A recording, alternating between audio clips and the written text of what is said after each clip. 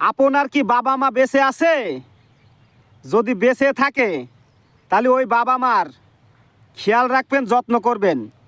আর যাদের বেঁচে নাই তারা বাবা মার জন্য দোয়া করবেন, কারণ সেই ব্যক্তিই জানে যার বাবা মা বেঁচে নাই, যে বাবা মা কি জিনিস।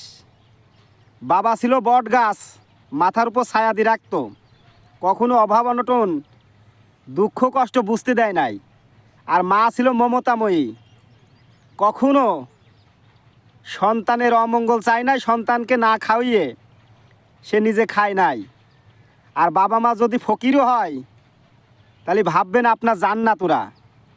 ওদেরকে যত্ন নিতে হবে, যদি তারা বেঁচে থাকে এখনও যত্ন নেন, আর যদি মারা যায় তাদের জন্য দোয়া করবেন। কেননা বাবার ছায়া, বাবা মানে বটগাছ, তার ছায়া আপনি ভোগ করছেন, দুঃখ কষ্ট বুঝতে পারেন নাই। আর মা বেঁচে আছে, মা হচ্ছে মমতাময়ী।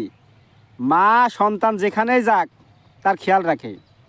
তাই যার বাবা নেই সেই বোঝে এই পৃথিবীটা কত কষ্টের। অবশ্যই ভিডিওটি ভালো লাগলে লাইক কমেন্ট শেয়ার করবেন। ধন্যবাদ।